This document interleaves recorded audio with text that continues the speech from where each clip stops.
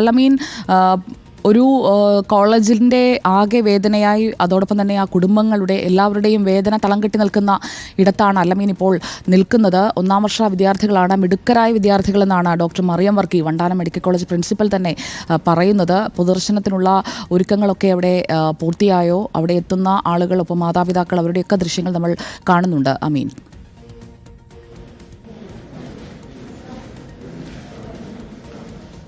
സുജിയ, വൈകാരികമായ ഒരു സാഹചര്യം തന്നെയാണ് വണ്ടാനം മെഡിക്കൽ കോളേജ് ഹോസ്റ്റൽ പരിസരത്ത് ഇപ്പോഴുള്ളത്. മരിച്ച 5 വിദ്യാർത്ഥികളുടെയും മൃതദേഹം പോസ്റ്റ്മോർട്ടം പൂർത്തിയാക്കിയതിനു ശേഷം അല്പസമയത്തിനകം പൊതുദർശനത്തിനായി ഇവിടേക്ക് എത്തിക്കും. 5 പേർക്കും കിടക്കാനുള്ള ടേബിളുകൾ, അവരെ കിടത്താനുള്ള മൃതദേഹം വയ്ക്കാനുള്ള ടേബിളുകൾ സജ്ജീകരിച്ചിട്ടുണ്ട്. നമുക്കിപ്പോൾ ദൃശ്യങ്ങളിൽ കാണുന്നത് അപകടത്തിൽ മരിച്ച മലപ്പുറം സ്വദേശി ദേവാനന്ദിൻ്റെ അച്ഛനും അമ്മയുമാണ്.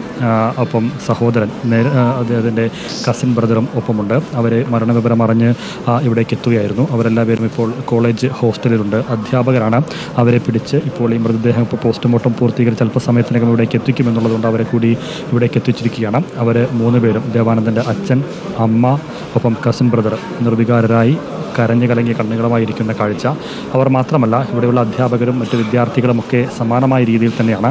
തികച്ചും അപ്രതീക്ഷിതമായ ഒരു ദുഃഖവാർത്തയാണ് അവരെ തേടിയെത്തിയിരിക്കുന്നത്. ഇന്നലെ വരെയും അവരോടൊപ്പം ക്ലാസ് മുറിയിൽ ചിലവഴിച്ചിരുന്ന, കോളേജ് ക്യാമ്പസിൽ ചിലവഴിച്ചിരുന്ന 5 സുഹൃത്തുക്കൾ, അതും പുതുതായിട്ട് 4-5 മാസം മാത്രമേ ആയിട്ടുള്ളൂ അവരെ ഈ MBBS അഡ്മിഷന് ലഭിച്ച് കോളേജിലേക്ക് പ്രവേശനം നേടിയതിനു ശേഷം വലിയ പ്രതീക്ഷകളുമായി, വലിയ സ്വപ്നങ്ങളുമായി, നാടിൻ്റെ, കുടുംബത്തിൻ്റെ, മാതാപിതാക്കളുടെ, സുഹൃത്തുക്കളുടെയൊക്കെ പ്രതീക്ഷകളും സ്വപ്നങ്ങളും പേറി പുതിയൊരു യാത്രയ്ക്ക് തുടക്കം കുറിക്കാനായി ഈ ക്യാമ്പസിലേക്ക് പടികേറി വന്ന വിദ്യാർത്ഥികളാണ്.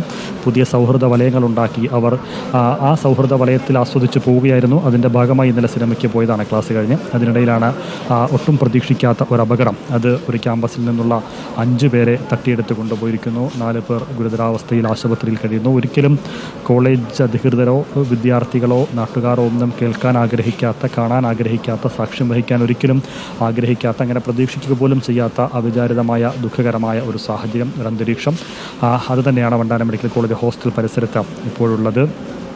മറ്റ് വിദ്യാർത്ഥികളുടെ രക്ഷിതാക്കൾ, ബന്ധുക്കൾ പലരും ആശുപത്രി പരിസരത്തുണ്ട്, മെഡിക്കൽ കോളേജ് പരിസരത്തുണ്ട്. ഇപ്പോൾ ദേവാനന്ദിൻ്റെ അച്ഛനും അമ്മയും കസിൻ ബ്രദറുമാണ് ഇപ്പോൾ ഇവിടേക്ക് എത്തിയിരിക്കുന്നത്. പൊതുദർശനത്തിന് അവരും സാക്ഷികളാകും. ഈ കോളേജ് ഹോസ്റ്റൽ പരിസരത്ത് പൊതുദർശനം പൂർത്തിയാക്കിയതിന് ശേഷമായിരിക്കും മൃതദേഹം വീടുകളിലേക്ക് കൊണ്ടുപോവുക. എല്ലാവരും കറുത്ത ബാഡ്ജണിഞ്ഞ്, കോളേജ് അധികൃതർ, അധ്യാപകർ, മറ്റ് സ്റ്റാഫുകൾ, ജീവനക്കാർ, വിദ്യാർത്ഥികളൊക്കെ കറുത്ത ബാഡ്ജണിഞ്ഞാണ് ഇവിടെ എത്തിയിരിക്കുന്നത്. അവരെല്ലാവരും വളരെ ദുഃഖാർത്തരായിരിക്കുന്ന ഒരു കാഴ്ച. അധ്യാപകരെയൊക്കെ സംബന്ധിച്ച്, സുഹൃത്തുക്കളെയും മറ്റ് വിദ്യാർത്ഥികളെയും ഒക്കെ സംബന്ധിച്ച് ഒരുപാട് കാലത്തെ പരിചയമുള്ളവരൊന്നുമല്ല ഈ അപകടത്തിൽ മരിച്ചവർ. അവർ ചുരുങ്ങിയ കാലം മാത്രമേ ആയിട്ടുള്ളൂ ഇവിടേക്ക് എത്തിയിട്ട്, ഈ കോളേജ് ക്യാമ്പസിലേക്ക് വന്നിട്ട്. പുതിയ സൗഹൃദങ്ങളാണ്, പുതിയ പരിചയക്കാരാണ്. പക്ഷേ ഈ പറഞ്ഞതുപോലെ മിടുക്കരായി പഠിച്ച് എൻട്രൻസ് എഴുതി അഡ്മിഷൻ വാങ്ങി ഒരു പുതിയ സ്വപ്നങ്ങളും പ്രതീക്ഷകളുമായി കടന്നു വന്നവരാണ്. കുറഞ്ഞ കാലയളവ് കൊണ്ട്, ചുരുങ്ങിയ കാലയളവ് കൊണ്ട് ഓരോരുത്തർക്കും ഹൃദയത്തിൽ ഇടം പിടിച്ച ആളുകളാണ്. അത്തരത്തിലൊരു സൗഹൃദ വലയം രൂപീകരിച്ച ആളുകളാണ്. ആ രീതിയിൽ പുതിയ സൗഹൃദങ്ങളൊക്കെ ഉണ്ടാക്കി മുന്നോട്ട് പോയിക്കൊണ്ടിരുന്ന ആളുകളാണ്. അവരാണ് ഇപ്പോൾ ഒരു രാത്രി കൊണ്ട് അവരിൽ നിന്ന് ഇല്ലാതായിരിക്കുന്നത് എന്നുള്ളതാണ്. വിദ്യാർത്ഥികളൊക്കെ കരയുന്നതും, മാറി നിന്ന് കരയുന്നതും, വിഷമിച്ച് നിൽക്കുന്നതുമൊക്കെ നമുക്ക് കാണാം. അവരൊക്കെ അവരുടെ അനുഭവങ്ങളും മറ്റും അവർ തന്നെ പരസ്പരം പങ്കുവെച്ച് നിൽക്കുന്നതും നമുക്ക് കാണാം. പൊതുദർശനത്തിലുള്ള ക്രമീകരണങ്ങളെല്ലാം പൂർത്തീകരിച്ചിട്ടുണ്ട്. സുജിയ, മൃതദേഹം പോസ്റ്റ്മോർട്ടം കഴിഞ്ഞാൽ 5 പേരുടെയും മൃതദേഹം അല്പസമയത്തിനകം ഇവിടേക്ക് എത്തിക്കും. ഇവിടെ എത്തിയാലും അധിക സമയം പൊതുദർശനം തുടരാനുള്ള സാധ്യത കാണുന്നില്ല. പക്ഷേ എന്നാൽ പോലും ആരോഗ്യവകുപ്പ് മന്ത്രിയും ഗവർണർ ഉൾപ്പെടെയുള്ളവർ ഇവിടേക്ക് എത്തുമെന്ന് അറിയിച്ചിട്ടുണ്ട്. അവർ കൂടി വന്നതിന് ശേഷം മറ്റു മന്ത്രിമാരൊക്കെ എത്തി അന്തിമോപചാരം അർപ്പിച്ചതിന് ശേഷം വൈകാതെ തന്നെ ഇവിടെ നിന്ന് അവരുടെ കുടുംബാംഗങ്ങൾ ഏറ്റുവാങ്ങി വീടുകളിലേക്ക് കൊണ്ടുപോകും. സംസ്കാര നടപടികളിലേക്ക് കടക്കുമെന്നുള്ളതാണ് മനസ്സിലാക്കാനാകുന്നത്. പലരുടെയും സംസ്കാര ചടങ്ങുകൾ നാളെയാണ് നിശ്ചയിച്ചിട്ടുള്ളത്, തീരുമാനിച്ചിട്ടുള്ളത്. ഏതായാലും അവരെയൊക്കെ സംബന്ധിച്ച് വലിയ പ്രതീക്ഷകളോടെ ഈ കോളേജിലേക്ക് കൊണ്ടാക്കി കൈപിടിച്ച് കയറ്റിയിട്ട് പോയ ആളുകളാണ്. ചേതനേറ്റ ശരീരം ഏറ്റുവാങ്ങാൻ വിധിക്കപ്പെട്ടവരായ രക്ഷിതാക്കളും കുടുംബക്കാരും വന്നിരിക്കുമ്പോൾ അവരുടെ അവസ്ഥയും അവരുടെ മാനസികാവസ്ഥയും ഒക്കെ നമുക്ക് ഊഹിക്കാവുന്നതേ ഉള്ളൂ. അവിചാരിതമായിട്ടുള്ള ഒരു അപകടം.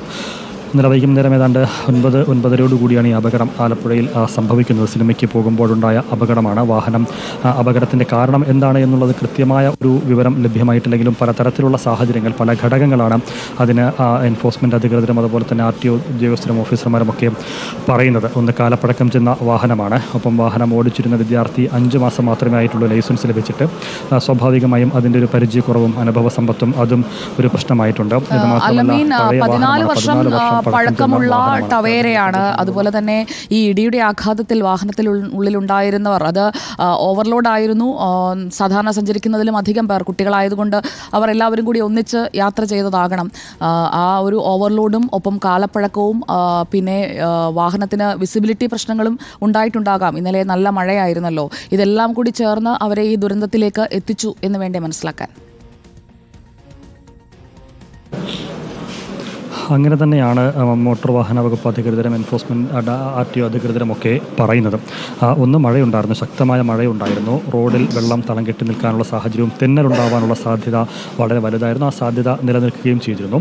ഇത് മാത്രമല്ല, വാഹനത്തിന് ആൻറ്റി ബ്രേക്കിംഗ് സംവിധാനമുള്ള വാഹനമല്ല, അത്യാധുനിക സംവിധാനങ്ങളുള്ള ഒരു സംവിധാനമുള്ള വാഹനമല്ല, പെട്ടെന്ന് ബ്രേക്ക് പിടിച്ചാൽ നിൽക്കുന്നൊരു സംവിധാനമുള്ള വാഹനവുമല്ല. അപ്പോൾ അവർ വേഗത്തിൽ പോകുകയായിരുന്നു. വാഹനം വേഗത എന്ന് പറയുമ്പോൾ അമിത വേഗത എന്ന് തെറ്റിദ്ധരിക്കേണ്ടതില്ല.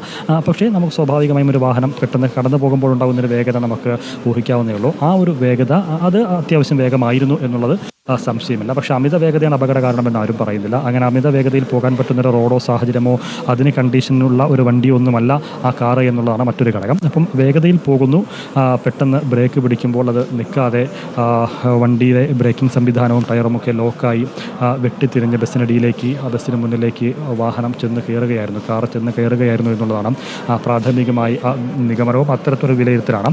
അതിന് പല ഘടകങ്ങൾ നേരത്തെ സൂചിപ്പിച്ചതുപോലെ പ്രതികൂല കാലാവസ്ഥ ഒരു ഘടകമാണ്, വാഹനത്തിൻ്റെ പഴക്കം അതൊരു ഘടകമാണ്, അതോടൊപ്പം ഈ പറഞ്ഞതുപോലെ ഒരുപാട് പേരുണ്ടായിരുന്നു എന്നുള്ളതും ഒരു ഘടകമാണ്. 7 പേർക്ക് യാത്ര ചെയ്യാവുന്ന വാഹനമാണ്. അതിൽ 11 പേർ യാത്ര ചെയ്യുന്നു. അതുതന്നെ ഈ പറഞ്ഞതുപോലെ മടിയിലിരുന്നും ഒരാൾക്ക് മീതെ മറ്റൊരാളിരുന്നും ആ നിലയിലൊക്കെ ആയിരിക്കും സ്വാഭാവികമായിട്ടും പോയിട്ടുണ്ടാവുക. 1-ാം വർഷ വിദ്യാർത്ഥികളാണ്.